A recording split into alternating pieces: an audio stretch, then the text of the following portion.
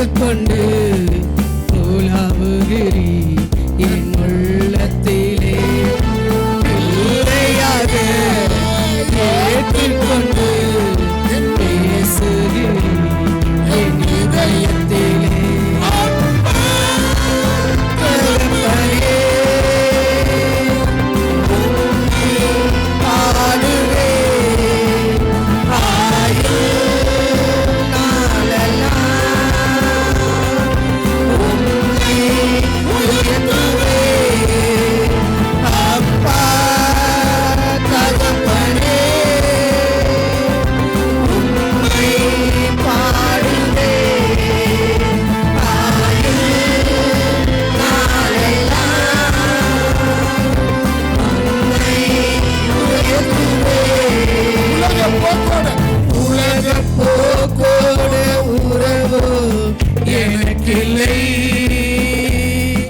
சாத்தான் செயல்களோடு தொடர்போ எனக்கில்லை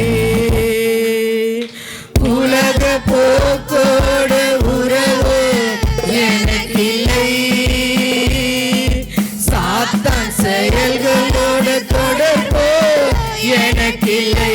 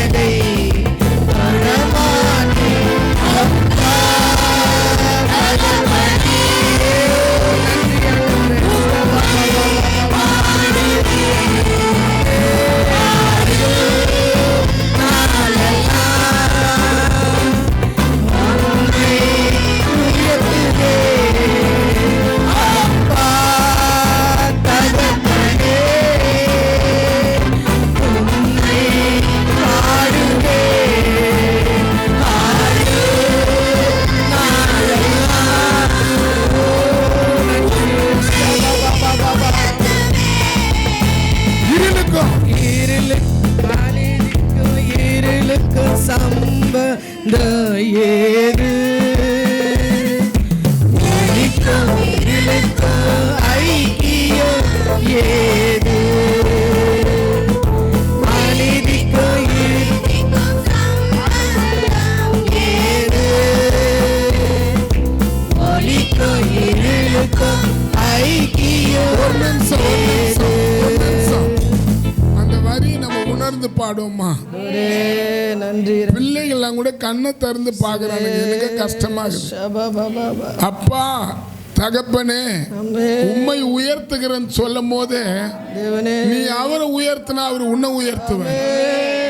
யோவான் சுவிசேஷத்துல 12ஆம் அதிகாரத்துல அங்க எழுதப்பட்டிருக்குது, பூமியில என்ன நீங்க உயர்த்தும் போது நான் ஈர்த்துக்குவேன்றாரு. நீங்க எவ்வளவு இந்த பூமியில அவரை உயர்த்துறீங்களோ அதுதான் அவர் பரலோகத்தில் இருக்கிற தேவன் உங்களை ஈர்த்து கொள்ள முடியும். உங்களை அவர் பக்கமா ஈர்த்து கொள்ள முடியும். நீங்க துதிக்காத, நீங்க ஜெபிக்காத, நீங்க வாய் திறக்காத, நீங்க அமைதியா அவங்க பண்றாங்க இவங்க பண்றாங்கன்னு பார்க்கும் போது அவர் உன்னை ஈர்த்து கொள்ள முடியாது. உன் மேல எத்தனையோ அசுத்தாவி இருக்கும், அதை உனக்குள்ள இருந்து ஈர்த்து வெளியே அனுப்புவார்.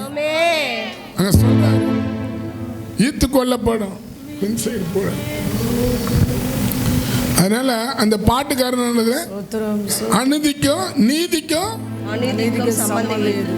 நீதிக்கும் அநீதிக்கும் சம்பந்தம் ஏது? இருளுக்கும் வெளிச்சத்துக்கும் ஒலிக்கும் ஐக்கியம் ஏது? ஆமென். விட்டு விட்டேன், பிரிந்து விட்டேன், தீட்டானது நானே தொடமாட்டேன். ஆமென் சொல்லுங்க. உலக போக்கோட எனக்கு உறவு இல்லப்பா. சாத்தான் செயலோட தொடர்பு எனக்கு இல்ல. நம்ம வாயில அறிக்கையிட்டா தேவன் கிரியை செய்ய மாட்டாரா? சொல்லுங்களேன். இதெல்லாம் தேவனை நம்ம வந்து உண்மையாக தேவனுக்கு முன்பாக நின்று அவரை மகிமைப்படுத்துறோம். அவருக்கு நம்ம கனத்தை தர வந்திருக்கிறோம், மகிமையை தர வந்திருக்கிறோம். அவர் தான் இந்த 8 மாதம் எங்களை நடத்தினாரு. நான் சொல்லுவேன், நம்மளுக்குள்ள இருக்கிற பலன் இல்ல, நம்ம கையில இருக்கிற பணம் இல்ல, நம்ம கூட இருக்கிற சொந்த பந்தம் இல்ல, ஒவ்வொருத்தரையும் அவர் தான் நடத்திருக்கிறாரு. பிள்ளைகள இருந்து, பெரியவங்கள இருந்து, கணவன்ல இருந்து, மனைவில இருந்து, தகப்பன்ல இருந்து, தாயில இருந்து எல்லாரையும் நடத்தினவர் அவர் தான். நம்ம நன்றி சொல்றவங்களா காணப்படணும்.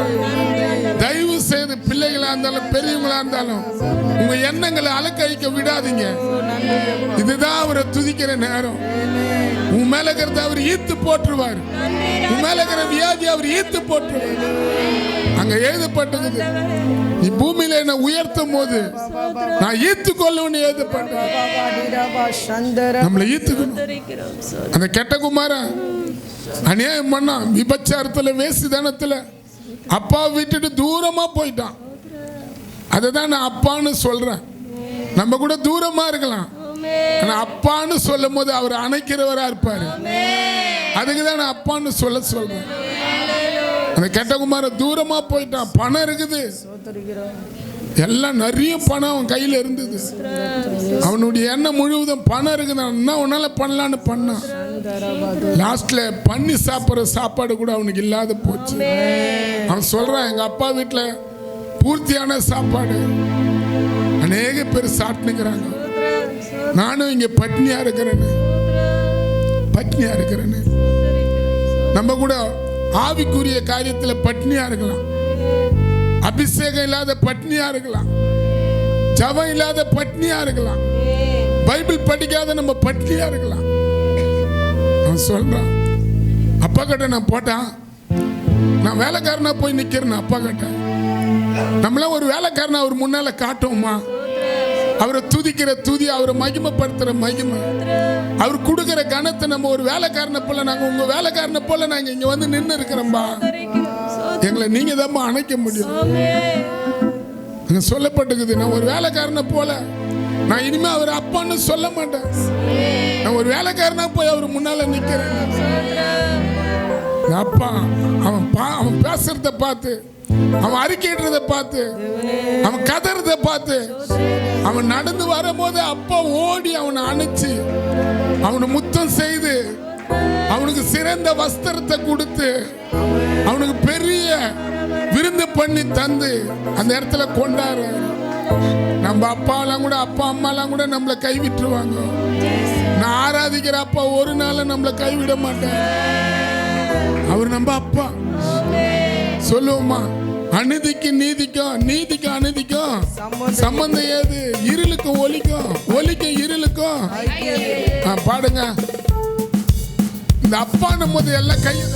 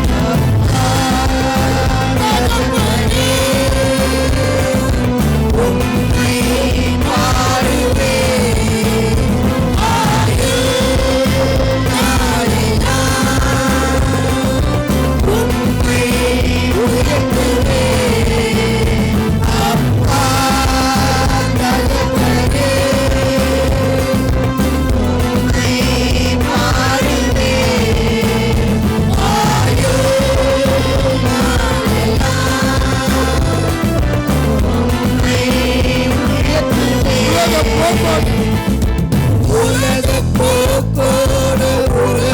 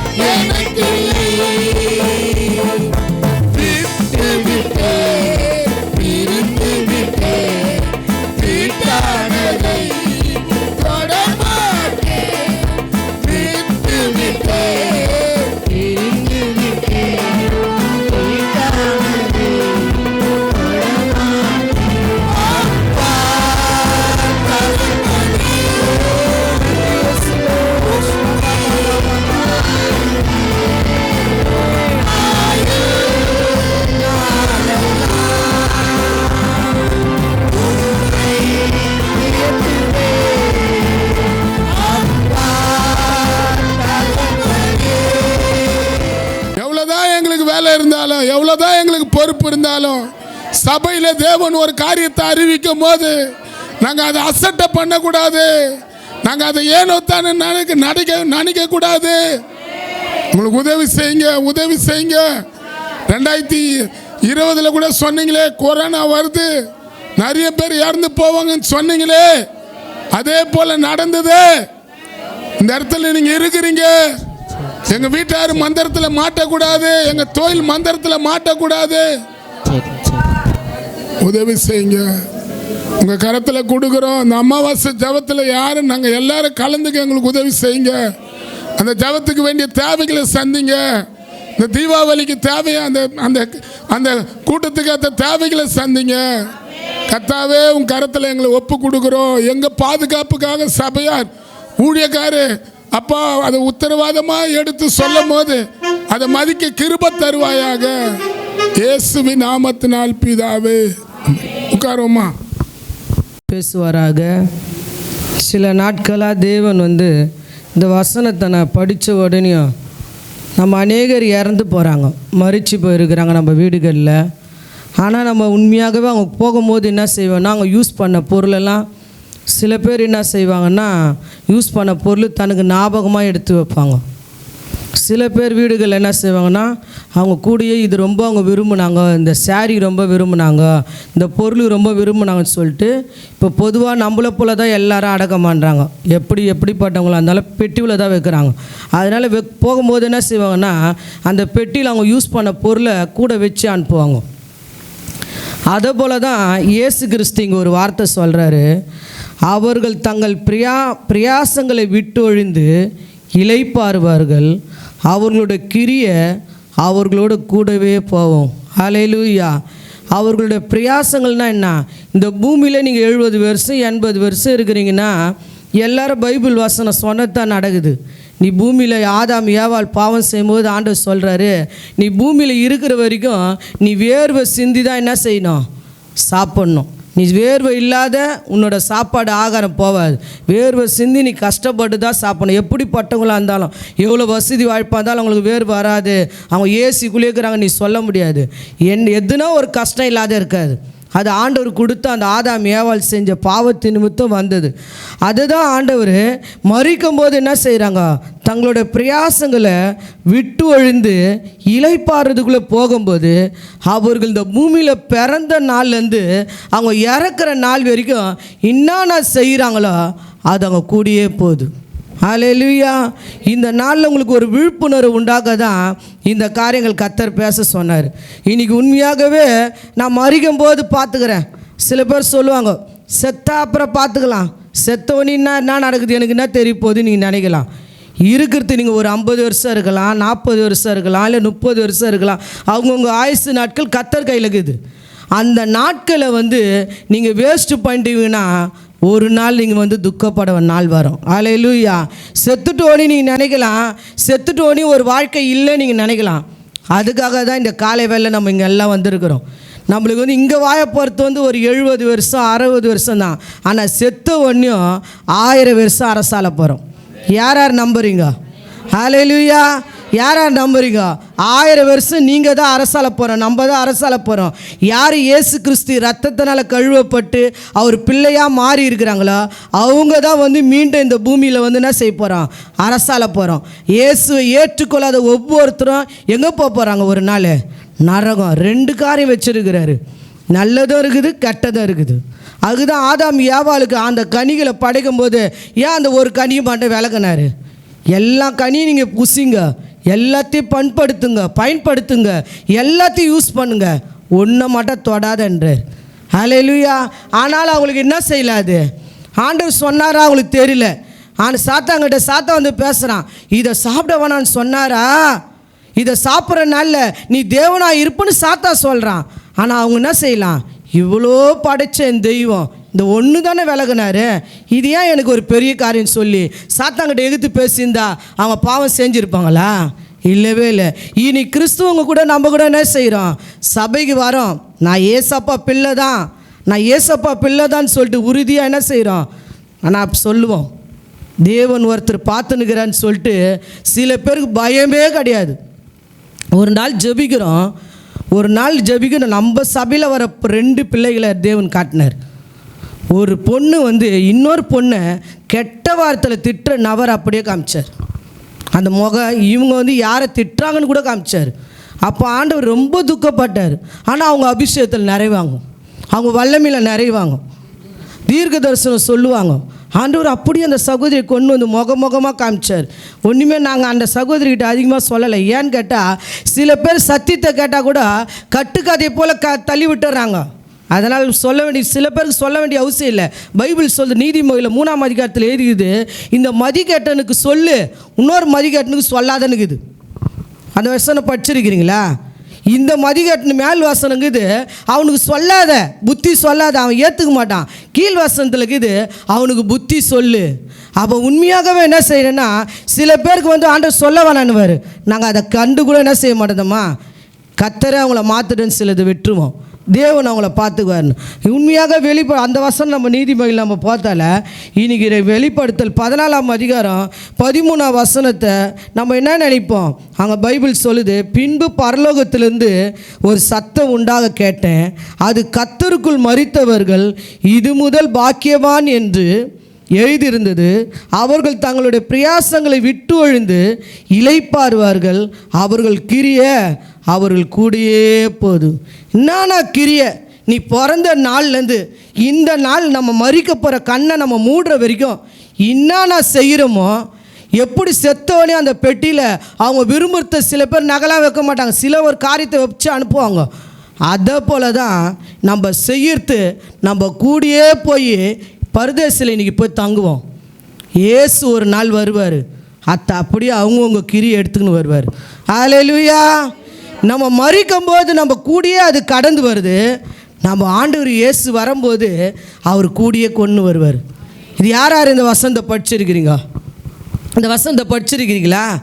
இல்லை இந்த வசனத்தை குறித்து ஜபிச்சிருக்கிறீங்களா? உண்மையாகவே நம்ம இதை ஜபிப்போமானா, படிப்போமானா, இந்த பூமியில் இயேசுக்கு மாறான காரியம் கண்டிப்பாக செய்ய மாட்டோம். இயேசுக்கு பிடிக்காத ஒரு காரியத்தை நம்ம என்ன செய்வோம்? இது வேணாம், என் தேவனுக்கு இது பிடிக்காது, தள்ளிடுவோம். ஏன்னு கேட்டால் சத்தியம்தான். ஒரு நாள் நம்ம மறிக்க தான் போகிறோம். ஒரு நாள் நான் எல்லாரும் இங்கேயே வாழ்ந்திருப்பேன்னு சொல்ல முடியாது. வாழ்ந்தாலும் அது வேஸ்ட்டு. நீ எப்படி ஒரு நாள் கோதுமை மணி ஆகுது, செத்தா வழிய நிலத்தில் விழுந்து சாகா விட்டா அது பலன் தராது. நம்ம ஒரு நாள் மறிக்கும் போது இயேசோட எதிர்கொண்டு போகும்போது சொல்லணும், என்னோட சந்தோஷத்துக்குள்ளே நீ பிரவேசிப்பா. அல்லேலூயா. நம்ம மறித்து இப்படி கண்ணை மூடும் போது 2 தூதன் நிற்பான். ஒரு தான் நம்ம சினிமாலாம் பார்த்துக்கிறீங்கள, கருப்பு கலர் ட்ரெஸ் போட்ட ஒரு தூதன் நிற்பான், ஒயிட் ட்ரெஸ் போட்ட ஒரு தூதன் நிற்பான். எந்த வழி நீ தேர்ந்தெடுக்க, நீ இந்த பூமியில் வாழ்ந்துட்டு தான் அந்த வழி கடந்து போவ.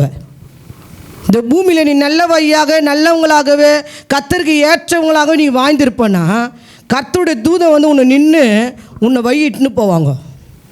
ஆனால் நம்ம வாழ வேண்டிய வழி தவறி போயிட்டோமானா, நீ இயேசு அறியாதம்னா தவறி இருக்கலாம், இயேசு அறியாதம்னா தப்பு பண்ணியிருக்கலாம், இயேசு அறியாதம்னா என்னென்ன காரியம் மனம் போன போகலை பிரசங்கி சொல்கிறாரு, உன் கண் போன போகலை செய், உன் இஷ்டமாக வாழி. ஆனாலும் அங்கே ஒரு வசனம் அங்கே முற்றுப்புள்ளி இருக்குது, ஆனாலும் நியாயத்தீர்ப்பில் ஒரு நாள் வந்து நிற்ப. அல்லேலூயா. அப்போ உண்மையாகவே 2 வழியை இயேசு கிறிஸ்துவ பிள்ளைங்களுக்கு வெளிப்படுத்துகிறார். 2 தூதரங்களை இன்றைக்கி ஆண்டவர் நிறுத்தி வச்சிருக்கிறாரு. இன்றைக்கி நீ கூப்பிட்டா மிகாவேல் தூதர் வருவார், இன்றைக்கி நீ கூப்பிட்டா கேப்ரியல் தூதர் வருவார். மிகாவேல் உனக்காக வந்து யுத்தம் பண்ணுவார், கேப்ரியல் வந்து உனக்கு வந்து உதவி செய்வார். தூதர்களை கூப்பிட்டுக்கிறீங்களா? நீங்கள் வந்து இதை செய்யுங்கப்பானா செய்வாங்க. உங்களுக்காக வச்சுருக்கிறாங்க, நீங்கள் யூஸ் பண்ணல, இன்னும் கூப்பிடல. இன்னும் ஒரு காரியம் நீங்கள் மறந்து போட்டால் கூட தூதனை கூப்பிட்டு உடனே கட்டளை எடுத்து பாருங்க. அதுதான் ஆண்டவர் பைபிள் சொல்கிறார், கர்த்தர் தம்முடைய தூதனை அனுப்பி நம்ம தாசர்கள் என்ன செஞ்சார்? விடுவித்தாராம். தானியேலை எப்படி விடுவித்தார்? நம்ம வசந்தத்துக்குள்ளே போகலாம். எப்படி ஆண்டவர் நம்மளை விடுவிப்பார்? தீத்து 2ஆம் அதிகாரம் 7ஆம் வசனத்தை படிப்போமா?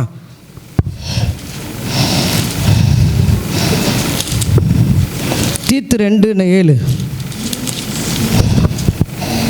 நீயே எல்லாவற்றிலும் நற்செயலுக்கு மாதிரியாக காண்பித்து எதிரியானவன் உன்னை குறித்து பொல்லாங்கு சொல்கிறதற்கு ஒன்றுமில்லாமல் வெட்கப்படத்தக்க உபதேசத்திலே விகற்பம் இல்லாதவனும் ஒழுக்கம் உள்ளவனும் குற்றம் பிடிக்கப்படாத ஆரோக்கியமான வசனத்தை பேசுகிறவமாய் இருப்பாயாக. ஹல்லேலூயா.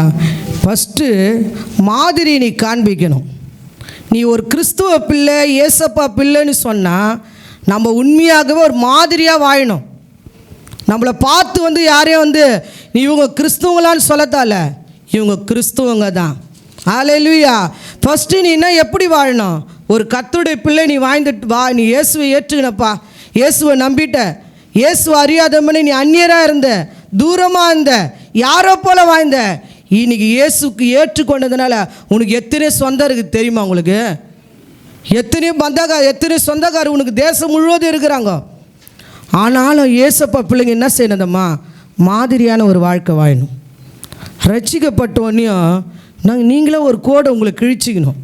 நான் இப்படி தான் வாழ்வேன், இதுக்கு மிஞ்சி எனக்கு வாழ்க்கை வேணாம். ஹல்லேலூயா. வாழ்ந்து பாருங்களா. இங்கே வாழ போகிறது கொஞ்சம் தான், ஆனால் அங்கே வாழ போகிறது எவ்வளோ நாள் வாழ போகிறோம்? 1000 வருஷம்.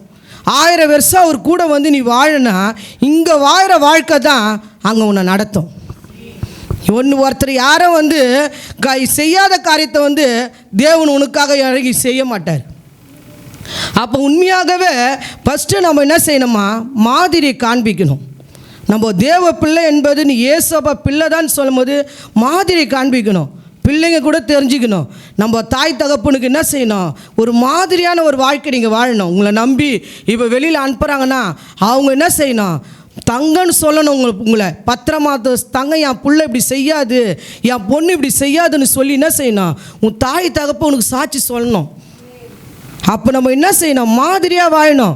எல்லா பிள்ளைங்க எல்லாம் செய்கிறாங்க, நம்மளும் செய்வோன்னு சொல்லி செய்யக்கூடாது. செய்யலாம், எல்லாரும் செய்கிற மாதிரி செய்யலாம். ஆனால் உங்கள் கூட அந்த கிரியை என்ன செய்யும்? கூடியே வரும். ஹல்லேலூயா. மறந்துடாதீங்க, சாகும்போது பெட்டியில் எப்படி எல்லாத்தையும் வைக்கிறாங்களோ அதே மாதிரி நீ கண்ணை மூடும்போது நீ என்னென்ன செஞ்சியோ நீ நினைக்கலாம், யாரை பார்க்காத, தேவனுக்கு தெரியாதான் நான் இதெல்லாம் செஞ்சேன், இதெல்லாம் நான் யாருக்கு தெரியாதானே செஞ்சேன்ற. உன் 2 கண்ணு தான் இது வரைக்கும் பார்த்துனுக்கிற. நீ இயேசுவை ஏற்றுக்கொண்ட உடனேயும் உனக்குள்ளே ஒரு சிந்தை இருக்கணும். 1000 கண்ணு உன்னை பார்த்துனுக்குது.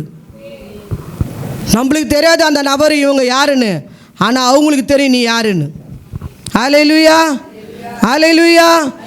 நான் ரட்சிக்கப்பட்ட நாளில் ஒன்று மட்டும் நான் என் கண்ணு முன்னே நிறுத்திக்கினேன். மண்ணுக்காக மாணிக்கத்தை நான் விடக்கூடாது. மண்ணான இந்த வாழ்க்கைக்காக மாணிக்கமாகி என் இயேசுவை விடக்கூடாது. நான் 2 கண்ணில் தான் எல்லாரையும் பார்க்குறேன், 1000 கண்ணி என்னை பார்க்குதுன்னு சொல்லி என்னோடய வாழ்க்கையை எப்படி நான் காப்பாற்றணும்னு சொல்லி, என்னோடய பரிசுத்தத்தை எப்படி நான் காப்பாற்றணும்னு சொல்லி இது எப்போதும் என்ன செய்வேன்? தேவனை மட்டும் நான் முன்ன நிறுத்திக்குவேன். ஹல்லேலூயா. அப்போ உண்மையாகவே கிரியை செய்யணும். மாதிரியை காண்பிக்கிறதுனா எப்படி செய்யணும்? கிரியை நடப்பிக்கணும். அதே கொலேசியர் 5ஆம் அதிகாரம் 13ஆம் வசனத்தை பாருங்களா.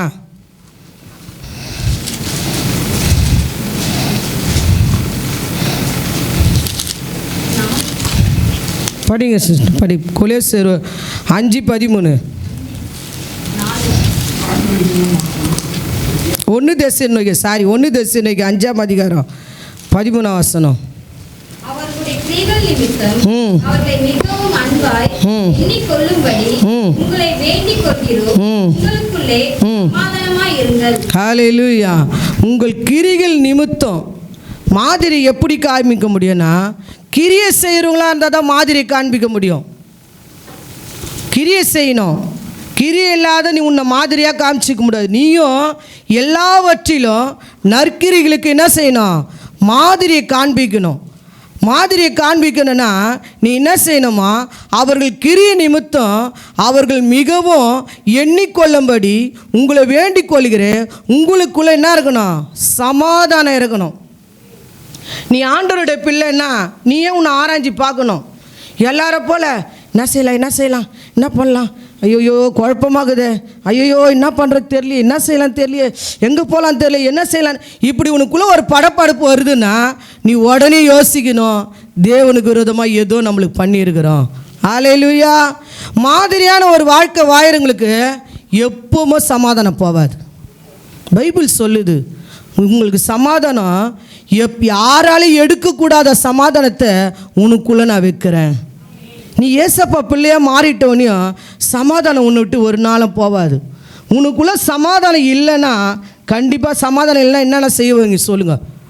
சமாதானம் இல்லைன்னா எங்கன்னா போகலாமா, எங்கன்னா போய் எதனா பார்க்கலாமா, எதனா செல்ல நோண்டலாமா, வேறு எதனா செய்யலாமா, இப்படியே அந்த சிந்தனை என்ன செய்யணுமா பல திசைக்கு திருப்போம். ஆனால் சமாதானம் மட்டும் இருந்துச்சுன்னு வச்சுக்கோ, அந்த சமாதானத்தை எல்லாருக்கும் என்ன செய்வோம், கிரிய மூலிமா வெளிப்படுத்துவோம். ஹல்லேலூயா, ஹல்லேலூயா. அப்போ உண்மையாகவே உங்களுக்குள்ளே சமாதானம் இருந்துச்சுன்னா நீங்கள் ரெண்டாவது என்ன செய்வீங்கன்னா, அதே 13 வந்து 14 வசனம் எழுதிக்குது, ஒழுங்கு இல்லாதவங்களுக்கு புத்தி சொல்லுவீங்க. யார் ஒழுக்கமாக இல்லையோ அவங்களுக்கு என்ன செய்வீங்க, புத்தி சொல்லுவீங்க. ரெண்டாவது எழுதி இருக்குது, ரெண்டாவது என்ன எதை செய்யணும்னா, பலவீனர்கள் என்ன செய்யணும், தாங்கணும். யோசப்புக்கு அந்த காரியம் இருந்ததுனால தான் அவர் துக்கமாக பிரச்சனையில் தான் மாட்டியிருக்கிறாரு. ஆனால் அவர் என்ன செய்யலதம்மா, அவங்க பிரச்சனையை மாற்றினார். நான் யோசப்புக்கு அதை கொண்டு வரல. ஒழுங்கு இல்லாதவர்களுக்கு ஃபஸ்ட்டு புத்தி சொல்லணும், ரெண்டாவது திடனற்றவர்களை தேற்றணும், மூணாவது பலவீனர்களை என்ன செய்யணும், தாங்கணும். எல்லாவற்றிலும் என்ன செய்யணுமா, நீடிய சாந்தமாக இருக்கணும். தீமைக்கு தீமை செய்யாதபடி தன்னை காத்துக்கணும். எப்போதும் என்ன செய்யணும், நன்மை செய்கிறவங்களாம் நாடணும். எப்போதும் இடைவிடாமல் என்ன செய்யணும், ஜெபம் பண்ணணும். 10வது ஆவியை என்ன செய்யக்கூடாது, அவுத்து போடக்கூடாது. ஹல்லேலூயா. அப்போ உண்மையாகவே நம்ம என்ன செய்யணும்னா, கர்த்தருக்குள்ளே எப்போதும் நம்ம என்ன இருக்கணும், சமாதானம் இருக்கணும். இதில் ஒரு கிரி என்ன செய்யணும், நீங்கள் நடப்பிச்சு பாருங்களா, நம்ம இந்த 10 விதமான காரியம் நம்மளுக்குள்ளே வந்துடும். ஹல்லேலூயா. உனக்குள்ளே சமாதானம் இருக்குதோ இல்லையோ, நம்ம வீட்டில் கொஞ்சமாக இருந்தாலும் அதிகமாக இருந்தாலும், நம்ம வீட்டில் பணம் இருக்குதோ இல்லையோ, ஆனால் யார் இருக்கிறாரு, நம்ம வீட்டில் யார் இருக்கிறாரு, இந்த சிந்தை எப்பயுமே இருக்கணும். நம்ம நிறைய இப்போ பணக்காரங்களாம் நீங்கள் பார்த்துங்க, அங்கே சமாதானமே இருக்காது. ஒரு சப்பாத்தி அவங்களால சாப்பிட முடியாது, கொஞ்சம் சாப்பாடு சாப்பிட முடியாது. நம்மளால் நல்லா சாப்பிட முடியுதா இல்லையா? அப்போ அதில் ஒரு சமாதானத்தை நீ திருப்தி அடையணும். நீ அவங்க நல்லா வசதி வாழ்ப்பாக்குறாங்க, நான் வாழ்ந்தது, நான் பிறந்ததுலேருந்தே வேஸ்ட்டு, நான் பிறந்ததுலேருந்து இப்படி தான் இருக்கிறேன், நான் எவ்வளோ கஷ்டத்தில் போகிறேன், எவ்வளோ இதுவாக போகிறேன்னு நீ இப்படியே புலம்பி இதையே உன் கூட கொண்டு போறியா? கர்த்தர் இது வரைக்கும் என்ன நடத்துகிறாரு, இது வரைக்கும் நீ இப்படி போகிறோமா, இவ்வளோ அழகாக என்ன நடத்துகிறாரு, இப்படி புலம்ப போறியா? நீ தொடர்ச்சியா அவங்க எப்படி இருக்கிறாங்க, இவங்க எப்படி இருக்கிறாங்க, அவங்க நல்லா இருக்கிறாங்க, நான் எப்படி இருக்கிறேன்னு சொல்லி உன் சமாதானத்தை நீயே கெடுத்துக்குவியானா நீ தேவ பிள்ளைன்னு சொல்கிறது தகுதியே இல்லை. 2 பேர் நான் சொன்னேன்ல, 2 பேர் கேட்டுனுக்கிறாங்க, 2 பேர் பார்த்துன்னுக்கிறாங்க. இப்போ நம்ம உட்காந்துக்கிறத கூட 2 பேர் பார்க்குறாங்க. யாருக்குள்ள வசனம் போகுது, யாருக்குள்ள வசனம் போகல, யார் இதை கவனிக்கிறாங்க, யார் கவனிக்கல, 2 பேரும் இதை நம்மளோட ஒவ்வொரு வாரமும் ஒவ்வொரு நாளும் பார்த்துன்னுக்கிறாங்க. அதுக்கு தான் நம்ம என்ன செய்யணும், சமாதானத்தை காத்துக்கணும். சமாதானம் இல்லைன்னா நம்மளை எல்லாத்தையும் என்ன செய்யும், சாத்தா எல்லாத்துக்குள்ளேயும் கொண்டு போயிடுவான். நம்ம உண்மையாகவே இந்த 10 விதமான காரியத்தை நீ தான் செய்யணும். ஒழுங்கற்றவங்களை என்ன செய்யணும், ஒழுங்குபடுத்தணும். திடனற்றவங்களை என்ன செய்யணும், திடப்படுத்தணும். பலவீனமாக இருக்கிறவங்களை என்ன செய்யணும், பலத்தினால் நீ இடை கட்டணும். எல்லாவற்றுக்கும் என்ன செய்யணும், எவ்வளோ பெரிய போராட்டம் வரட்டும், நம்ம கொஞ்சம் நீடிய சாந்தத்தை காத்துக்கணும். தீமைக்கு தீமை நம்ம என்ன செய்யக்கூடாது, செயல்படக்கூடாது. எப்போதும் நம்ம என்ன செய்யணும், நன்மை செய்கிறவங்களாக இருக்கணும். எப்போதும் அதே போல் நம்ம எப்படி இருக்கணுமா, சந்தோஷமாக இருக்கணும். இடைவிடாமல் என்ன செய்யணும், ஜெபம் பண்ணணும். அதே போல் நம்ம என்ன செய்யக்கூடாது, நம்மளுக்குள்ளே கொடுத்த பரிசுத்த ஆவியானவர் என்ன செய்யக்கூடாது, அவுத்து போட்டுறக்கூடாது. ஹல்லேலூயா. இந்த காரியெல்லாம் இருந்தால் நீங்கள் ஆவியானவர் என்ன செய்ய மாட்டீங்கம்மா, விட்டுற மாட்டீங்க, உங்களை விட்டு வெளியே போக விட மாட்டீங்க. நான் சொன்னேன் ஆரம்பத்தில், ஒரு பொண்ணு சொன்னல, கெட்ட வார்த்தை பேசினா பரிசுத்தம் கூடியே இருப்பாரா? வீண்டாத யாருன்னா சிலது உங்களுக்கு தீமை சேர்ந்தாங்கன்னு சொல்லிட்டு அவங்கள சபிச்சு சாபமாக அவங்கள திட்டி நீ தீர்த்துட்டுனா கர்த்தர் உங்களுக்கு உள்ளே இருப்பாரா? உண்மையாகவே கர்த்தர் எல்லாம் பார்த்துன்னுக்கிறாரு. நம்மளுக்கு தீமை செய்கிறவங்களையும் பார்க்குறாரு, நம்மளுக்கு நன்மை செய்கிறவங்களையும் பார்க்குறாரு. தேவன் உண்மையாகவே நம்ம தேவன் உயிரோடு இருக்கிறார். ஹல்லேலூயா. ஆனால் உங்களுக்குள்ளே என்ன இருக்கணும், ஃபஸ்ட்டு சமாதானத்தோடு எப்பயுமே இருக்கணும். நீங்கள் யாரை பார்த்தா நம்ம என்ன செய்யக்கூடாது, யாரை பார்த்து ட்ரிப்பு அடிக்கவும் தேவையில்ல, யாரை பார்த்தா நம்ம வாழவும் தேவையில்ல. நம்மளை வச்சிருக்கிறது மட்டும் நன்றி சொல்லுவோமா? ஹல்லேலூயா. நம்ம குடும்பத்தில் நம்மளுக்கு கொடுத்துருக்கிற பிள்ளைகளுக்காக நன்றி சொல்லுங்கள், நம்மளுக்கு கொடுத்துருக்கிற கனவுக்காக நன்றி சொல்லுங்கள், நம்மளுக்கு கொடுத்துருக்கிற வீட்டுக்காக நன்றி சொல்லுங்கள். நம்ம வீட்டில் எது இருக்குதோ அதுக்கு தேவனு திருப்தியாக சமாதானத்தோடு இருப்போமானா நம்ம ஆவி அவுத்து போட மாட்டோம். ஹல்லேலூயா. இல்லாத குறித்து நீ புலம்பி வேணா, தேவன் அதுக்கு காரணம் இல்லை. உனக்கு இது வரைக்கும் இவ்வளோ அழகாக நடத்திருக்கிறார். எவ்வளோ காரியத்தில் உனக்கு ஆண்டவர் கை கொடுத்து தூக்கி இருக்கிறாரு. ஆனால் அதை குறித்து சில பேர் பேசவே மாட்டாங்க. இன்றைக்கி நடந்து வந்த காரியத்தை தான் பேசுவாங்க. இன்றைக்கி இப்படி போயிடுச்சு, இப்படி ஆயிடுச்சு, அவங்க இப்படி நல்லா இருக்கிறாங்க, நான் தான் இப்படி இருக்கிறேன். நீ அந்த சமாதானத்தை நீ இழந்து இழந்து இழந்து ஒரு நாளை போவேன்னா, ஒரு நாள் கண்ணை மூடுற நாள் வரும். நீ அந்த இழந்து இழந்து இழந்து போன பற்றியா, அதுவும் கூடியே தான் வரும். ஹல்லேலூயா. மனசில் அதை வச்சுங்க. ஒரு நாள் தேவன் இது வரைக்கும் உனக்கு ஆயுசு நாட்களை கொடுத்து, உன் பலத்தை கொடுத்து, உனக்கு சுகத்தை கொடுத்து நடத்துவாரன்னா, அதில் ஒரு சமாதானத்தோடு இருங்க. யாரை பார்த்து நம்ம என்ன செய்யக்கூடாது, எவ்வளோ வசதியாக இருக்கட்டும், எவ்வளோ வசதி குறைஞ்சவங்களுக்கு ஹெல்ப் பண்ணுவோம். ஆனால் வசதியாக இருக்கிறவங்களை பார்த்து நம்ம என்ன செய்வானா, நம்ம எந்த விதத்தில் பொறாம அடையவானா, பார்த்து இச்சிக்கவே வேணா. நீ எதை கடலை இயேசு உனக்கு செய்கிற வல்லமையில் இருக்கிற. ஹல்லேலூயா. அப்போ உண்மையாகவே உனக்கு கொடுத்த குடும்பத்து மேலே நீங்கள் அதே அதில் 5ஆம் அதிகாரம் 1 தெசலோனிக்கேயர் நீங்கள் வீட்டில் போய் படிங்க. 13 பாருங்கள், 14 பாருங்கள், 15 பாருங்கள், 16 பாருங்கள், 17 பாருங்கள், 18 பாருங்கள், 19 அது முடிவு வரைக்கும் அந்த கீழ்வாசனை எழுதி எல்லாவற்றிலும் சோதித்து பார்த்து நலமானதை என்ன செய்யுங்க. எல்லாவற்றையும் சோதித்து பார்த்து என்ன செய்யணுமா, நலமானதை பிடித்து கொள்ளணும். நீ உன் குடும்பத்தில் நீ எல்லாத்தையும் தேவன் இதெல்லாம் செய்கிறாரா, இதெல்லாம் பண்ணுறாரா, இதெல்லாம் சின்ன சின்னதாக காரிட்டா இருக்கட்டும், அதுக்கு நீ நன்றி சொல்ல காரணமாக பாயிடு.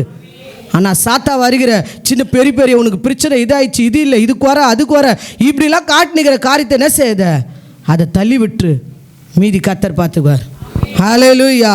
உனக்கு இது வரைக்கும் இப்படி நடத்துகிறாரா, ஃபஸ்ட்டு நீ மாதிரியாக வாழணும். உங்கள் வீட்டுக்கு, உங்கள் குடும்பத்துக்கு இன்னும் ஒரு ஆள் தான் நீ ரட்சிக்கப்பட்டிருந்தா அவங்களுக்கு முன்பாக நீ மாதிரியாக வாழணும். வீட்டில் நீ மட்டும் தான் ரட்சிக்கப்பட்டிருந்தாலும் நீ சமாதானத்தோட இருக்கிறத அவங்க உன் சமாதானத்தை என்ன செய்யணும், உங்கள்கிட்ட கேட்கணும். எப்படிப்பா உன் வேலையில் பார்க்கும்போது நீ இருக்கிற சமாதானத்தை நீ படிக்கிற இடத்துல போகும்போது எழுத முடியல, படிக்க முடியல, கம்னூர் என்னால் படிக்க முடியல, பசங்களாம் அப்போ தான் ஒரு கோபமாக நீ பண்ணின்னு இருந்தேன்னா உங்கள்கிட்ட சமாதானத்தை அவங்க எதிர்பார்க்க முடியாது. நீ அங்கே சமாதானத்தோடு இருக்கணும். நிறைய படிப்பு கூட இருக்கட்டும், நிறைய எழுத வேண்டிய வேலை கூட இருக்கட்டும், நீ எப்படியா இருக்கணும், சமாதானத்தை நீ இழந்து போகவே கூடாது. உன் சமாதானத்தை நீ காத்துக்கொள்ளும் போது கர்த்தர் எல்லாத்தையும் கற்று தருவார். ஹல்லேலூயா. அப்போ உண்மையாகவே நீங்கள் என்ன செய்யணும்னா, சமாதானத்தோடு இருந்து அந்த 10 காரியங்களை நீங்கள் கடைப்பிடிக்கணும். ரெண்டாவது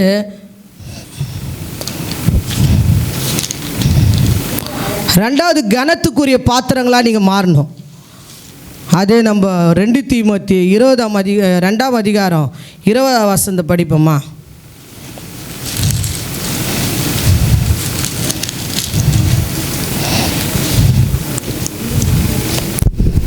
ஒரு பெரிய வீட்டிலே பொன்னும் வெளியுமான பாத்திரங்கள் அல்லாமல் மரமும் மண்ணுமான பாத்திரங்கள் உண்டு. அவைகளில் சில கனத்திற்கும் சில கனவீனத்திற்கும் ஆனவைகள். ஆகையால் ஒருவன் இவைகளை விட்டு தன்னை சுத்திகரித்து கொண்டால் அவன் பரிசுத்தமாக்கப்பட்டதும் எஜமானுக்கு உபயோகமானதும் எந்த நற்கிரியைக்கும் ஆயத்தமாக்கப்பட்டதுமான கனத்துக்குரிய பாத்திரமாயிருப்பான். ஹல்லேலூயா. ஒருவன் எந்தக்குரிய எஜமானுக்கு உபயோகமானது எந்த நற்கிரியைகளுக்கு ஆயத்தமாகப்பட்டதுமான கனத்துக்குரிய பாத்திரனாக இருப்பான். ஹல்லேலூயா. உன் எஜமானாகிய இயேசுவுக்கு நீ எப்படிப்பட்ட பாத்திரமாக இருக்கணும், கனத்துக்குரிய பாத்திரமாக இருக்கணும். ஆனால் நீ என்ன நினைக்கிற, அவர் உன்னை பார்க்குறாரு, நீ கனம் உள்ள பாத்திரமா மாற மாட்டியா, எனக்கு ஏற்ற ஒரு பாத்திரமா நீ காண மாட்டியான்னு அவர் பார்க்குறாரு. நம்ம என்ன செய்கிறோம், கனவீனமான பாத்திரமாக நம்ம வெளிப்படுறோம். ஹல்லேலூயா.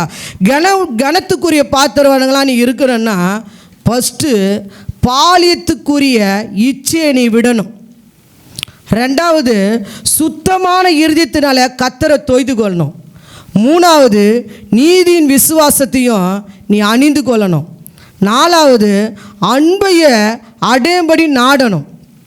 5வது கனியற்ற அந்தகாரமான கிரிகளுக்கு என்ன செய்யக்கூடாது, உட்படக்கூடாது. ஹல்லேலூயா.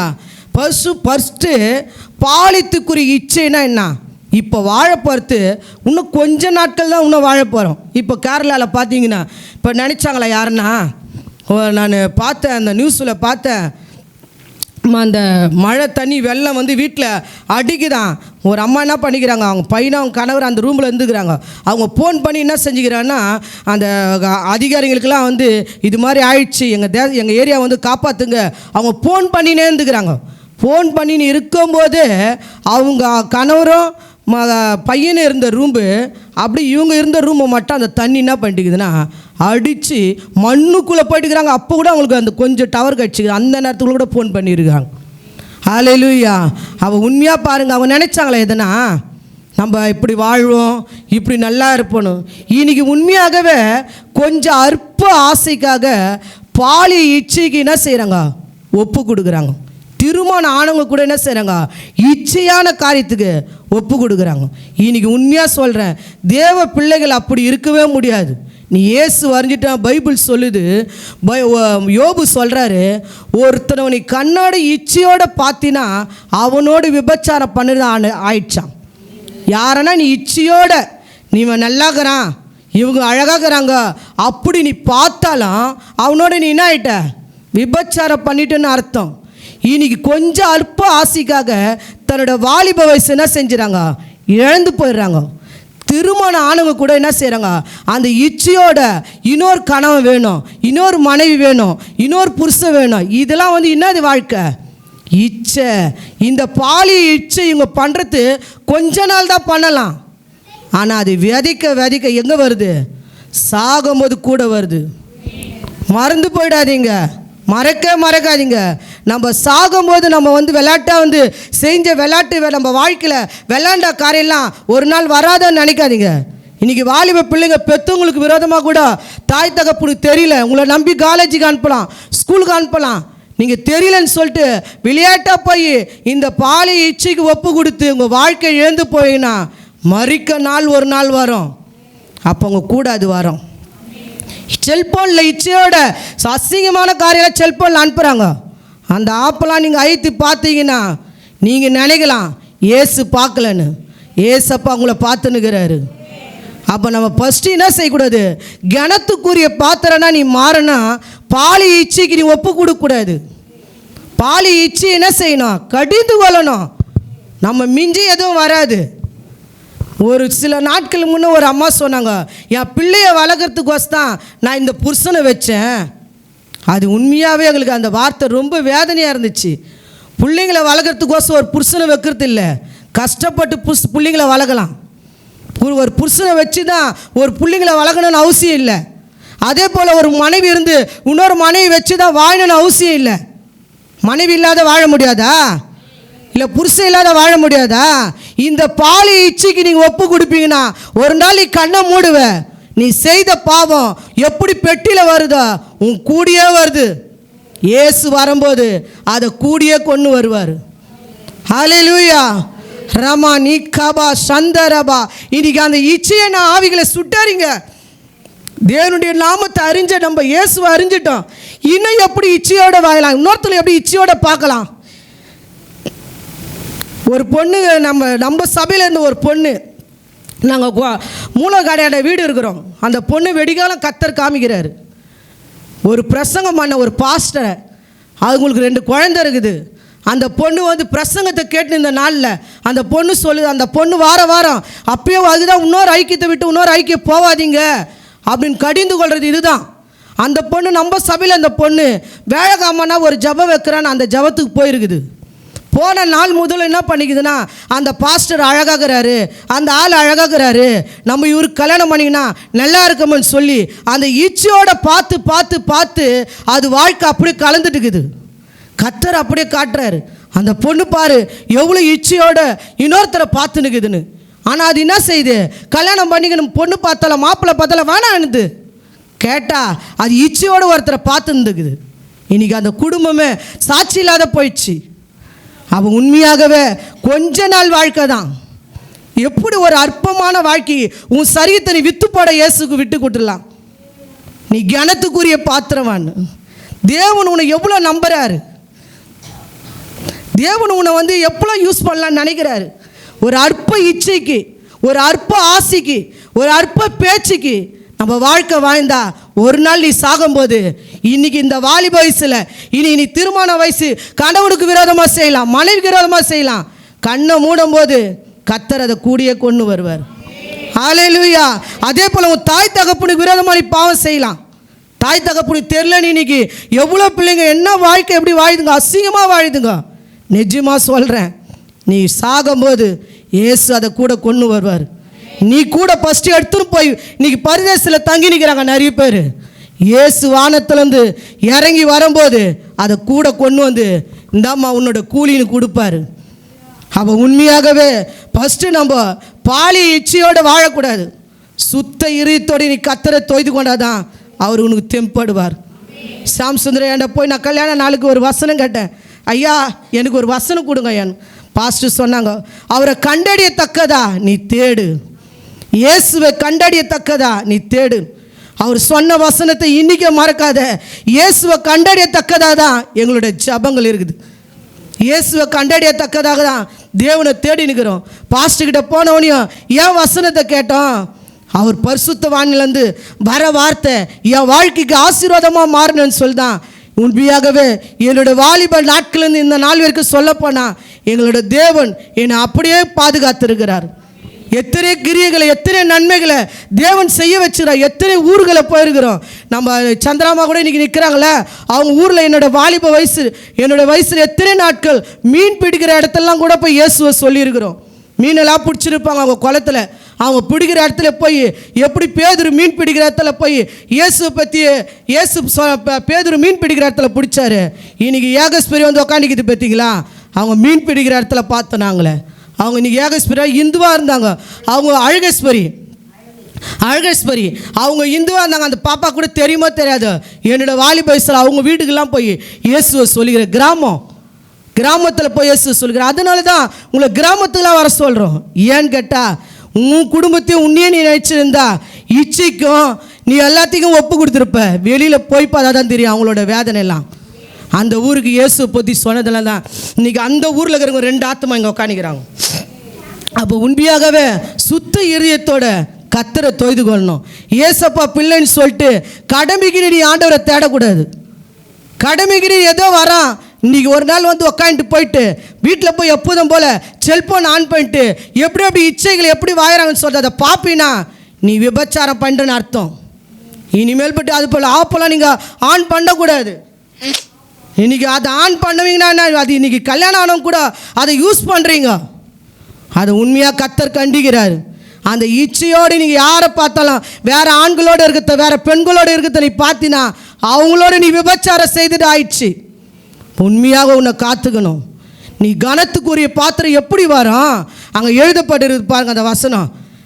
கடகன்னு சொல்ல எபேசியர் 5ஆம் அதிகாரம் 8ஆம் வசனத்தை படிப்போமா.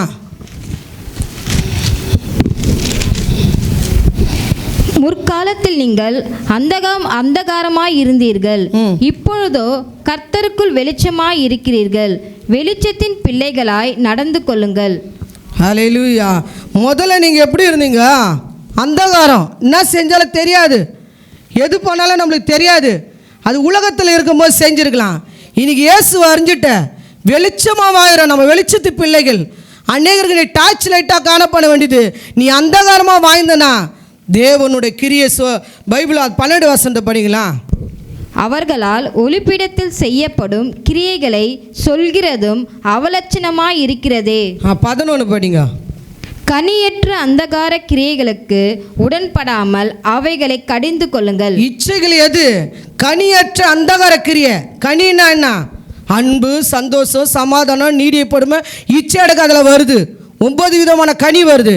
இங்கே 11 எழுதுது, கனியற்ற அந்தகார கிரிகளுக்கு என்ன செய்யாத? உடன்படாத. தேவன் வந்து இச்சையாக பார்க்கறது எழுதியிருக்கிறாரு. பிறரை நேசிக்கக்கூடாது. அவங்க எவ்வளோ பேர் அழகாக இருக்கட்டும், உனக்கு கொடுத்த மனைவிக்கு நிகராக இல்லை. அவங்க எவ்வளோ பேர் அழகாக இருக்கட்டும், உனக்கு கொடுத்த புருஷனுக்கு நிகராக இல்லை. உங்களுக்கு எவ்வளோ பெரிய ஃப்ரெண்டாக இருக்கட்டும், உனக்கு கொடுத்த அம்மா அப்பாவுக்கு நிகராக இல்லை. அப்போ கனியற்ற அந்தகார கிரிகளுக்கு என்ன செய்யக்கூடாது? உன் அம்மா அப்பா சொல்லு உனக்கு துணிக்கணும். நீ காலேஜில் இருந்தாலும் சரி, நீ ஸ்கூலில் இருந்தாலும் சரி, அவங்களுக்கு மாறா நீ செயல்பட்டு இருப்பன்னா தேவன்கிட்ட மன்னிப்பு கேளு. ஆனால் தேவன் நீ கண்ணை ஒரு நாளைக்கு நீ இன்றைக்கி வாலிபஸாக இருக்கிறது சொல்லி அந்த ரத்த துடிப்பில் கூட சில காரியங்களை செய்யலாம். ஒரு நாள் மறிப்ப கூடிய அது வரும். ஹல்லேலூயா. நாம் தாய் தகப்பன்டா இப்போ ஆதி காலத்தில் நீங்கள் பார்த்தீங்கன்னா ஆபிரகாமுக்கு ஒரே ஒரு பையன் பிறகுறாரு, கிரிய ஒரு ஈசாக்கு. ஆனால் ஆபிரகாம் அந்த அளவுக்கு பரிசுத்தமாக வாயில, ஆனால் ஒரு ஈசாக்கு பரிசுத்தமாக வாய்ந்தார். அதனால தான் கத்தரி அந்த ஈசாக்கு மூலியமாக 12 தூண் இன்னைக்கு பரலோகத்தில் இருக்குது. ஹல்லேலூயா. ஆபிரகாம் வந்து உண்மையாக தான் வாழ்ந்தார். அவங்க மனைவியை பாவம் செய்ய வச்சு 2வது மனைவியை கொடுத்தாங்க. ஆனால் ஈசாக்கை வந்து ரெபேக்கா அதுமாரி பண்ணலை. பைபிள் சொல்லுது எப்போதும் தியானம் செய்கிற மனுஷன் அவர் வெளிப்பட்டார். அதனால தான் தேவன் ஆபிரகாமுக்கு ஒரு ஈசாக்கு. ஈசாக்கு எத்தனை பேர்? ஈசாக்கு எத்தனை பேர்? 2 பேர். 2 1 எத்தனை ஆகுது? 3 ஆகுது. அந்த 3 என்ன ஆச்சுதம்மா? கிரியை செய்கிறாங்க. அந்த 3 வந்து ஈசாக்கு எத்தனை பிறந்து எத்தனை பிள்ளைங்க? யாக்கோப்புக்கு எத்தனை பிள்ளைங்க? 13. இந்த 3 எடுத்து போட்டு தாங்க என்ன ஆகுது? 13 மாறுது. ஏன் 14 பிறந்துருக்கூடாதா? உங்களுக்கு புரியுதா விளக்கம்? ஆபிரகாமுக்கு 1, ஈசாக்கு 2, யாக்கோப்புக்கு 13. என்ன ஆகுது கணக்கு? இந்த 3 தான் வந்து என்ன செய்ச்சு? 3 இவருக்கு 3 சன் 2 பேருக்கு 1 2 அவருக்கு 13. அவன் உண்மையாகவே 12 தூணை தேவன் பரலோகத்தில் நிறுத்தின காரியம் என்னதம்மா? ஒரு ஈசாக்கோட பரிசுத்தம். உங்கள் வீட்டில் யார் மாறலான்னு அதை விட்டுருங்க. நம்ம மாறுவோம்மா. இச்சைகளுக்கு இடம் கொடுக்காதீங்க. நாங்கள் வெள்ளிக்கிழமை ஜெபிக்கிறோம், நாங்கள் இதுமேட்டு வெள்ளிக்கிழமை ஜபம் நடத்தலாம், நடக்கிற காரியத்தை சொல்ல மாட்டோம். வெள்ளிக்கிழமை ஜெபிக்கிறோம். ஒரு குடும்பம் பண்ணுற ஒரு ரேடிஸை இச்சையோட வாயத்தை கத்தர் காமிச்சார். இச்சை, அதிக இச்சை அவங்க சரீரத்தில் நிறைஞ்சிருக்கிறத காமிச்சார். உண்மையாக கடிந்து கொள்ளுங்க. அதெல்லாம் சாத்தானுடைய தூண்டுதல் ஒன்றே இல்லை. அந்தகாரமான கனியற்ற அந்தகாரமான சாத்தான் கொடுக்குற அந்த இச்சை அது. அதை நிர்மூலமாக்குங்க. நீ கணவனாக உனக்கு இருந்தாலும் மனைவியாக நீ இருந்தாலும் இல்லாதவர் போல வாழணும். உங்களுக்கு கணவர் இருக்கலாம், உனக்கு மனைவி இருக்கலாம், அவ்வளோ இச்சையோடு நீ வாழணும் அவசியம் இல்லை. உனக்கு வந்து இந்த பூமியில் வந்து ஒரு பக்கம் பலமாக தான் ஒரு கணவரை கொடுத்துருக்கிறாரு, உனக்கு ஒரு பக்கம் பலமாக தான் ஒரு மனைவியை கொடுத்துருக்கிறாரு. நீ ஒரு குடும்பமாக வாழதான் ஒரு பிள்ளைங்கள் ஒரு குடும்பம்னு வச்சிருக்கிறாரு கோசம் நீங்கள் இச்சையோட வாழறதுக்கோசம் ஆண்டவர் குடும்பத்தை கொடுக்கல. நீ உண்மையாகவே கனியற்ற அந்தகாரமான கிரிகளை என்ன செய்யணும்? கடிந்து கொள்ளணும். நீங்கள் சொல்கிற வசந்த மட்டும் எழுதிங்க. கொலோசியர் 1ஆம் அதிகாரம் 27ஆம் வசந்த படிப்போமா? 1:27. புறஜாதிகளுக்குள்ளே விளங்கிய இந்த இரகசியத்திலுள்ள மகிமையின் ஐஸ்வர்யம் இன்னதென்று தேவன் தம்முடைய பரிசுத்தவான்களுக்கு தெரியப்படுத்த சித்தமானார். கிறிஸ்துவானவர் மகிமை நம்பிக்கையாக இல்லை இருங்க சிஸ்டர். கொலோசியர் 1:27 மட்டும் படித்தா போதும். அதில் 10 படிங்க. சகலவித நற்கிரைகளுமாகிய கனிகளை தந்து தேவனை அறிகிற அறிவில் விருத்தி அடைந்து கர்த்தருக்கு பிரியம் உண்டாக அவருக்கு பாத்திரராய் நடந்து கொள்ளவும். ஆமேன். கனத்துக்குரிய பாத்திரம் எப்படி காணப்படமா? சகல நற்கிரிகளை சேர்ந்து என்ன செய்யணுமா?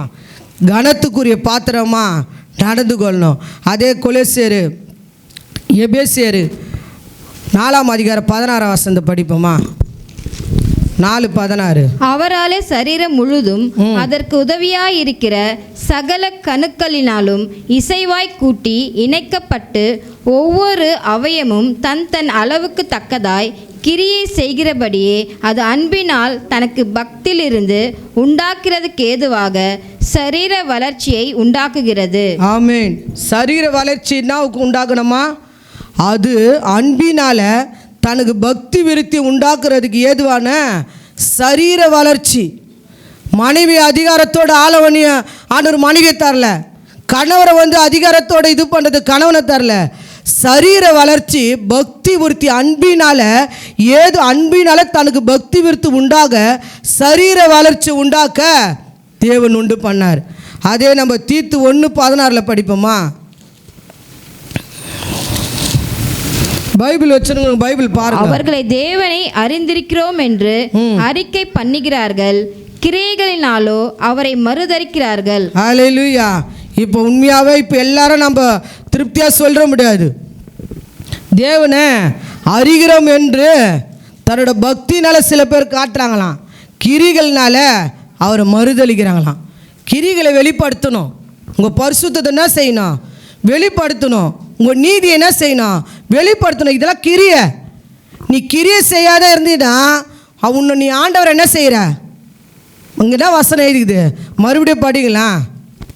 அவர்களை தேவனை அறிகிறோம் என்று அறிக்கை பண்ணுகிறார்கள், கிரியைகளினாலோ அவரை மறுதலிக்கிறார்கள். ஹல்லேலூயா. கிரிகள்னால என்ன செய்கிறாங்களாம்? மறுதலிக்கிறாங்க. நீ நீதி செய்யலைன்னா யாரை மறுதலிக்கிற? நீதி செய்யலைன்னா யாரை மறுதலி? கொஞ்சம் நிமிந்து பாருங்க, பைபிளை விடுங்க. நீதி செய்யலைன்னா யாரை மறுதலிக்கிற? தேவனை மறுதலிக்கிற. சுத்த இறுதியம் உனக்குள்ளே இல்லைன்னா யாரை மறுதலிக்கிற? கிரியை இல்லை. உனக்கு சுத்த இறுதியம் தான், நீ கிரியை செய்வ. நீ நீதி செஞ்சால் கிரியை செய்யணும். உன் நீதியை காட்டணும். நான் ஏசாப்பா பிள்ளைன்னு சொல்லி என்ன செய்யணும்? உன்னை மாற தட்டி எல்லா இடத்துலையும் சொல்லணும். நாங்கள் ரட்சிக்கப்பட்ட நாளில், இயேசுவை பற்றி அறிஞ்ச நாள்லேருந்து ஒரு பில்டிங்கு, ஒரு ஹவுசி மோடு இருக்கிறவங்க தெரியும் எத்தனை பில்டிங்னு. நம்ம ஏசி சபையிலேருந்து ஊழியர்கள் வருவாங்க, விசிட்டிங் போனோம். ஒரு பில்டிங் ஏறி ஏறி ஏறி இறங்கி இறங்கி கிரியை வெளிப்படுத்தணும். அங்கே வந்த ஒவ்வொரு பாஸ்டர் தான் பார்த்தாங்க, இந்த பாப்பா இவ்வளோ நல்லா ஊழியம் செய்த, இது இங்கே இருந்தால் நெழுதில்லை, இதை கொண்டு வந்து ஏசியில் வைக்கணும். பாஸ்டர்கிட்டலாம் நான் ஒன்றையும் சொல்லலையே, பாஸ்டர் எப்படின்னா ஒரு ஊழியம் கிடைக்கிற மாதிரி எனக்கு வழி செய்யுங்கப்பா, ஒன்றுமே சொல்லலையே. அதேமாதிரி கிராம ஊழியம் போயிருந்தோம். வேன் ஓட்டுறவர் அவங்க வந்து இப்படி ஒரு பொண்ணு இருக்குது, கல்யாணம் பண்ணால் நல்லா இருக்குன்னு போய் இன்னொருத்தங்கிட்ட சொன்னது காரணம் என்ன? காரணம் நீதி. நம்ம கிரியை வெளிப்படுத்தும் போது தான் இப்படிப்பட்ட காரியெல்லாம் வரும். அவன் உண்மையாகவே எங்கள் அந்த எலிஃபென்ட் கட் ஏரியாவில் இந்த சைடு 10 தெருவு, இந்த சைடு 9 தெருவு, ஒரு விசிட்டிங்க்கு ஒரு பாஸ்டர் வந்துருக்குறாங்க. நம்ம சபையிலேருந்து செல்லையா வந்துருக்குறாங்க, பரஞ்சோதியா வந்துருக்குறாங்க, ஜெயக்குமாரையா வந்துருக்குறாங்க.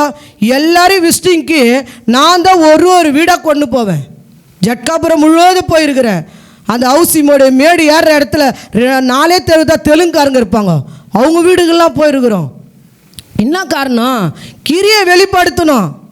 இனி கர்த்தருக்கு காரியங்களை வெளிப்படுத்துறதுக்கும் நம்மளால் முடியல, நீதி செய்யவும் முடியல, சுத்த இதயத்தோட கர்த்தரை தொய்துக்கொள்ளவும் முடியல. இன்னைக்கு யார்கிட்ட கர்த்தர் பேசுகிறார்களோ மனம் மாறுங்க. மறிக்கிற காலத்துக்கு கொஞ்ச காலங்களும் இருக்கு, கொஞ்ச நாட்கள் தான் இருக்குது. யார் இல்லை, இங்கே தான் பூமியில் வாழ்ந்துடும் யாரும் சொல்ல முடியாது. யாருக்கு எந்த நேரத்தில் எது சம்பவிக்குன்னு தெரியாது. ஆனால் நம்ம கூட வரது நல்லதாக வரணும். ஹல்லேலூயா. நம்ம கூட வரது பரிசுத்தம் வரணும். நம்ம செய்த அநியாயம் நம்ம கூட வந்துனே இருக்கோமாண்ணா, நீ அநியாயத்தை தான் தேவன் வரும்போது வாங்குவேன். ஆனால் நீதி என்ன செய்யணும்? கிரியில் மறுதளிக்கக்கூடாது. நீ சுத்த இறுதி இல்லாத, நீதி செய்யாத, தேவனுக்கு ஏற்ற காரியம் வாழாத, ஏசப்பாப்பில்லை நீ சொல்லி நீ என்ன செய்கிற? மறுதளிக்கிற. ஆனால் மறுதளிப்பு நான் இன்றைக்கி மாற்றிக்க. அதை யாக்கோப்பு 5:26 படிப்போமா? ஃபஸ்ட்டு 2:24.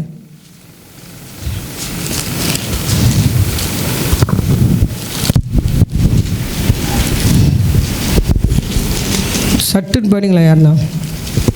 2:24. ஆதலால் மனுஷன் விசுவாசத்தினாலே மாத்திரமல்ல கிரியைகளினாலேயும் நீதிமானாக்கப்படுகிறதென்று நீங்கள் காண்கிறீர்களே.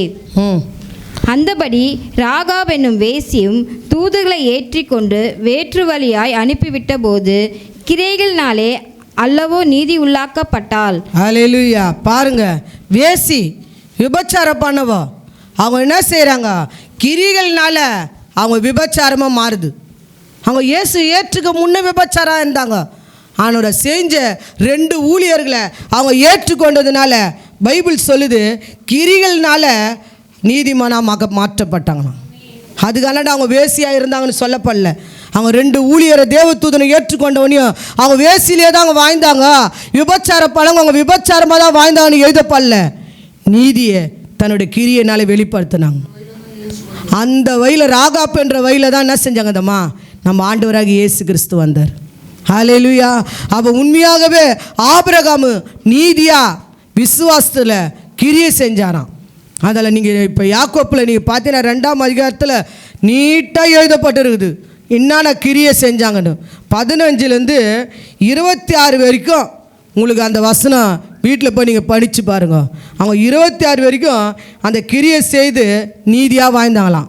கிரியை இல்லாத விசுவாசம் என்னதான் இருக்குதான்? செத்ததாக இருக்குதான். நீ கிரியை செய்யாதவங்க யாராக இருக்கிறாங்க? செத்து போன பாடியாக இருக்குது. அப்போ நீ இயேசுவை ஏற்றுக்குன்னு சபைக்கு வரன்னா நீ நீதியே இல்லாத இருந்தானா யார்? நீ கிரியை இல்லை, ஆனால் அவங்க யார்? செத்து போனவங்க. அப்போ உண்மையாகவே நீ இயேசு அறிஞ்சவங்க யார் சொல்லணும்? உனக்கு வாய்த்ததல் கொடுக்கணும். உன் ஏரியா சொல்லணும், உன் பக்கத்து வீடு சொல்லணும், உன் வீட்டுக்குள்ளே வசிக்கிற உன் கணவர் உனக்கு சாட்சி கொடுக்கணும், உன் பிள்ளைகள் உனக்கு சாட்சி கொடுக்கணும், உன் குடும்பத்தில் இறங்கணும் உனக்கு சாட்சி கொடுக்கணும். உன்னை பார்த்து சிலது மாறணும். நீ போய் சொல்லத்தால ட்ராக்ஸ் கொடுத்தியப்பா நீ இயேசு ஏற்றுக்குப்பான்னு சொல்லத்தால நீ சொல்லாதவே நீதியாக வாழ்ந்துப்பார், அவங்க இயேசு ஏற்றுக்குவாங்க. மூணாவது ஃபஸ்ட்டு எப்படியா இருக்கணும்னு சொன்னேன்? மாதிரியா. ரெண்டாவது கணத்துக்குரிய பாத்திரமாக இருக்கணும்னு சொன்னேன். மூணாவது அவருடைய சித்தத்தை, அவரை அனுப்பினுடைய சித்தத்தை நம்ம என்ன செய்யணும்? வெளிப்படுத்தணும். ஹல்லேலூயா. அதே யோவான் 4ஆம் அதிகாரம் 34ஆம் வசனத்தை படிப்போமா? இயேசு அவர்களை நோக்கி, நான் என்னை அனுப்பினவருடைய சித்தத்தின்படி செய்து அவருடைய கிரியை முடிப்பதே என்னுடைய போஜனமாய் இருக்கிறது. ஹல்லேலூயா. ஆண்டவர் இயேசுவே என்ன செய்கிறாருன்னா, என் அனுப்பினுடைய சித்தத்தை செய்வது எனக்கு என்னவா இருக்குது? போஜனமாக இருக்குது. அப்போ உண்மையாகவே இயேசு கிறிஸ்துவே அனுப்புறோடைய சித்தத்தை செய்கிறாருன்னா நம்ம செய்யக்கூடாதா? தேவ சித்தத்தை என்ன செய்யணும். இன்றைக்கி நீங்கள் ஃபுல்லாக என்ன செய்கிறீங்கன்னா, நிறைய இப்போ சீரியல் சினிமாலாம் ரொம்ப ஆயிடுச்சு.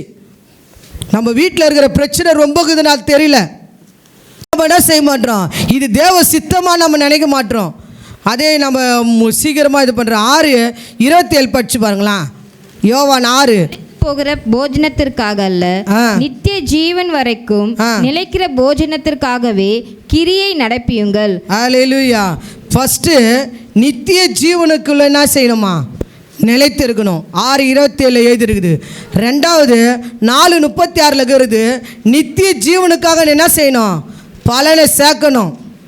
3 யோவான் 4:14 எழுதிருக்குது, நித்திய ஜீவ காலமாக ஊறுகிற ஊற்றா இருக்கணும். அதில் எரேமியால 15:18 இருக்குது, நித்திய காலமாக ஊறுகிற ஜீவ ஊற்றா நீ மாறணுங்குது.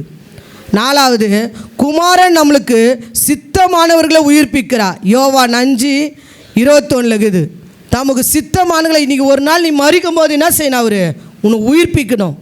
உன்னை உயிரோட ஒரு நாள் எழுப்ப போகிறாரு. அதுதான் கல்லறையெல்லாம் என்ன செய்யுது? முதலாவது அவர் வரும்போது யார் எழும்புறாங்க? கல்லறை மறிச்சவங்க தான் என்ன செய்வாங்க? எழும்புவாங்க. அப்போ எழும்பும்போது 2 கல்லறையும் திறக்கப்படும். 2 கல்லறையும் எப்படி திறக்கப்படும்னா, வசனத்தோடு சொன்னதாக அது உங்களுக்கு புரியும். நன்மை செய்கிற கல்லறையை திறக்கப்படும், தீமை செஞ்ச கல்லறையை திறக்கப்படும். யோவானில் 5ஆம் அதிகாரம் 25 எழுதிருக்குது. 1:21 இருக்குது, 22 இருக்குது, 23 இருக்குது, 24 இருக்குது, 29 வரைக்கும் இருக்குது. நன்மை செஞ்சவங்க ஜீவன் அடையும்படியும், தீமை செஞ்சவங்க ஆக்கினி அடையும்படி என்ன செய்வாங்க? எழுந்திருப்பாங்க. அப்போ நீ அவர் சித்தத்தை செய்யும்போது தான் அவருக்கு சித்தமானவர்களை என்ன செய்வார்? உயிர்ப்பிச்சு எழுப்புவார். ஹல்லேலூயா. அவருக்கு சித்தம் இல்லாத நீ வாழ்வேனா? அவருக்கு சித்தம் இல்லாத, அவருக்கு பிரிய இல்லாத நீ ஜீவிப்பானா? எப்படி அவர் சித்தமாக உன்னை உயிர்ப்பிப்பார்? அதுக்கு தான் முந்தினவர்கள் பிந்தினவராக மாறிடுவாங்க. இயேசுவை அறிஞ்சு நான் காலகாலமாக இப்படி வாழ்ந்து சொன்னவங்க எங்கே போயிடுவாங்க? பின்னாடி போயிடுவாங்க. ஆனால் இன்னைக்கு ரட்சிக்கு போகிறவங்க என்ன ஆகிடுவாங்க? பரலோக ராயத்துக்கு ஆயத்தமாயிடுவாங்க. ஹல்லேலூயா. அவ உண்மையாக ஒன்று மட்டும் தெரிஞ்சுங்க, இயேசுவை ஏற்றுக்கொண்டு எப்படியோ வாயிலாம் நினச்சிடாதீங்க. இங்கே வாழ்ந்தெல்லாம் உன் கூட வருது, நீ நினைப்பில்லாத மறந்துடாத. நீ வாழற அந்த வாழ்க்கை எப்பவுமே எங்கே சேகரிக்கப்படுது? உன் பக்கத்திலே தான் சேகரிக்கப்படுது, உன் கூடியேது வருது. நாம் மறிக்கும் போது பெட்டிக்குள்ளே அடக்கம் பண்ணுற போல் நம்ம செஞ்ச காரியம் ஒன்று அதுக்கு தான் ஃபஸ்ட்டு நீ என்ன செய்யணும்?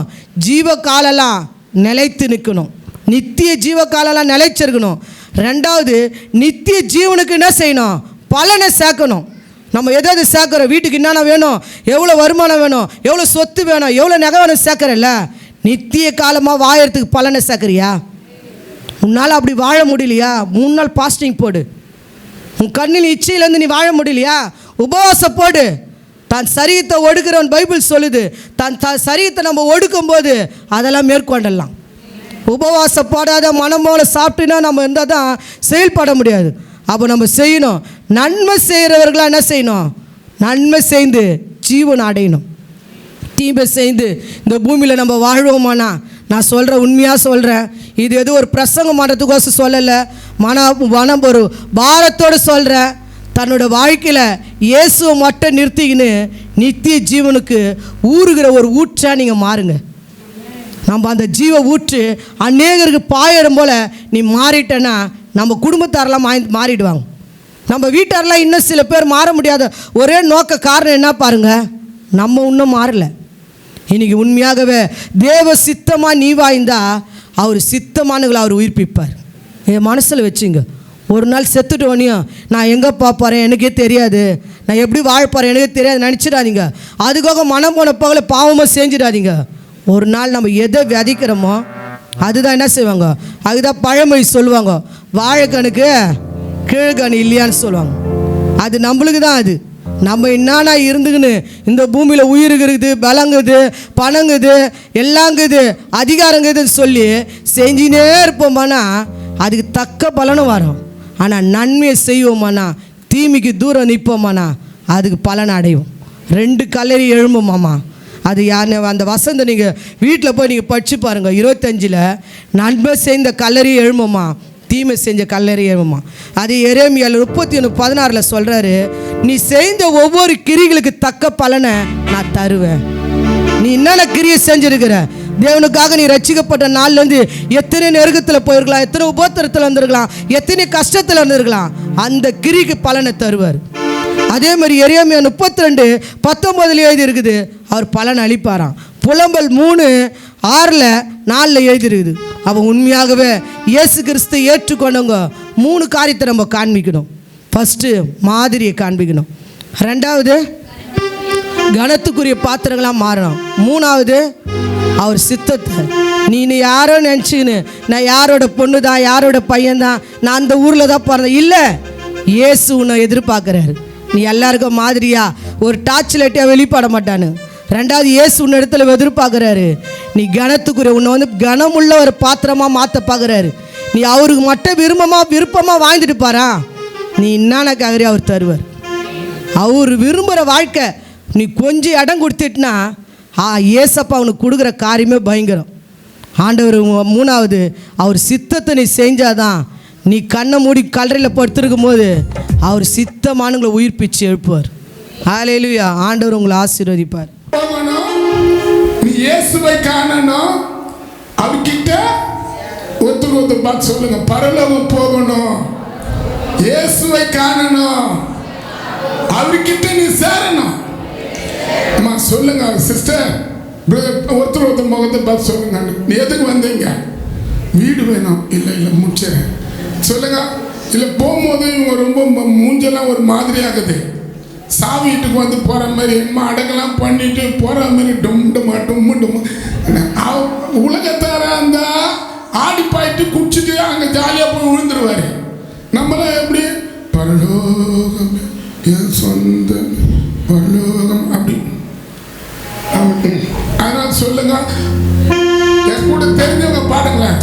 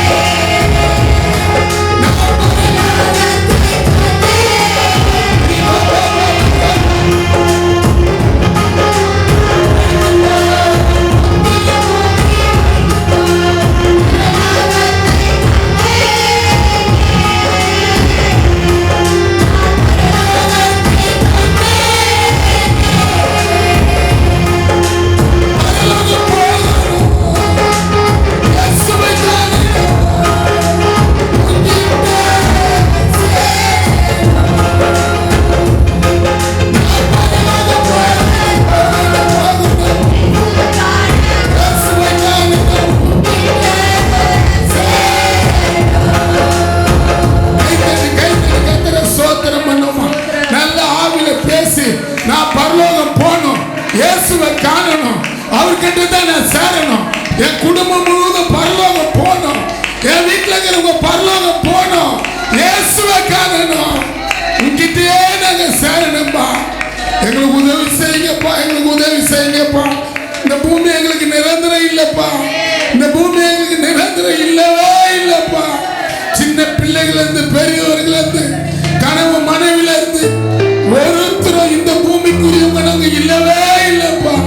நீங்க சொன்ன செய்தியை போல ஒரு பக்க பலனா மனைவியை தந்திருப்பீங்க, ஒரு பக்க பலனா புருஷனை தந்திருப்பீங்க, ஒரு பக்க பலனா தாய் தகப்பனை கொடுத்திருப்பீங்க. தகப்பனே, நிரந்தரமானவர் நீதான், நிரந்தரமானவர் நீதான். நீ இருக்கிற எங்களுக்கு நிரந்தரம். இந்த பூமி எங்களுக்கு நிரந்தரம் இல்லையா? எங்க சபையில் இருக்கிற யாரும் ஒருத்தரும் நரகம் போவே கூடாது, நரகம் போவே கூடாது. நான் பார்த்தேன் அந்த அழகாரத அந்த அம்மா, அப்பா அந்த பரலோகம் அப்படியே சூழ்ந்திருக்கிறத பார்த்தேன். அந்த தலையில கட்டி அந்த ஓட்ஸ் பண்ணும்போது நீ சொன்னியப்பா, அவங்கள பரலோகம் சூழ்ந்துச்சு, பரலோகம் சூழ்ந்து கொண்டதுன்னு. அப்ப அந்த தாயார் சாகும்போது நான் கேட்டேன்னு சொன்னியே, இல்ல அவங்க நல்ல வீட்டுக்கு போயிட்டாங்க, நல்ல பிள்ளைகளோட இருக்கிறாங்க. இந்த பூமியில இருக்கிற பிள்ளைகள் நம்மள கலகம் பண்ணும், அழ வைக்கும், கதற பண்ணும். ஆனா அங்க இருக்கிற பிள்ளைகள் தேவதூதர்கள் பிள்ளைகள், தேவனை எப்போதும் தொழுது கொள்ற பிள்ளைகள் பரலோகத்தில் இருக்கிறாங்க. சொன்னியே ராஜா, எங்க சபையை ஒப்பு கொடுக்கிறோம். எல்லா மாம்ச இச்சையை கர்த்தர் கடிந்து கொள்ளணும். மனுஷனுடைய கிரியில் அழிக்கப்பட்டு போனோம், மாம்ச எண்ணங்கள் சபிக்கப்பட்டு போனோம். இனி கேட்ட வார்த்தையின்படியே தகப்பனே, உமக்கு நாங்க கனத்துக்குரியவங்களா காணப்படணும். உமக்கு கனத்துக்குரியவங்களா நாங்க மற்றவங்களுக்கு மாதிரியா இருக்கணும், கனத்துக்குரியவங்களா இருக்கணும். உன் சித்தத்தை நாங்க செய்யறவங்களா இருக்கணும். உன் கிரியில பிதாவுடைய கிரியில் முடிப்பதே உன்னுடைய ஆகாரமா இருந்தது. எங்களுக்கு கூட அந்த ஆத்மா பாரத்தை தாங்கும். எங்க சென்னையில ஒருத்தர் நரகத்துக்கு போக நாங்க விடக்கூடாது. எங்க அக்கம் பக்கத்துல இருக்கிறவங்க நரகத்துக்கு போக நாங்க விடக்கூடாது. நரகம் கொடூரமான இடம் ஐயா. அந்த இடத்துல யாரும் எங்க சென்னையில தமிழ்நாட்டில் இருக்கிற மக்கள் அந்த இடத்துக்குள்ள போகக்கூடாது. எங்க தமிழ்நாட்டில் ஒரு ரட்சிப்பை கட்டளை எடுங்க. எங்க சென்னையில ஒரு ரட்சிப்பை கட்டளை எடுங்க. அந்த ஒவ்வொருத்தரையும் ஆசீர்வதிங்க இயேசுவின் நாமத்தினால் பிதாவே. சொல்லுமா, என் ஆத்துமாவே கர்த்தரை ஸ்தோத்திரி, என் முழுமே பரிசுத்த நாமத்தை ஆத்துமாவே கர்த்தரை ஸ்தோத்திரி. கர்த்தர் செய்த சகல உபகாரம், கர்த்தராகிய இயேசு கிறிஸ்துவின் கிருபையும் பிதாவாகிய தேவனுடைய அன்பும் பரிசுத்த ஆவியானுடைய ஐக்கியமும் சகல பரிசுத்தவானோட, குறிப்பா இந்த சபையில் இருக்கிற உங்கள் ஒவ்வொருத்தரோட கர்த்தருடைய வருகை மட்டும் இருப்பதாக. ஆமென்.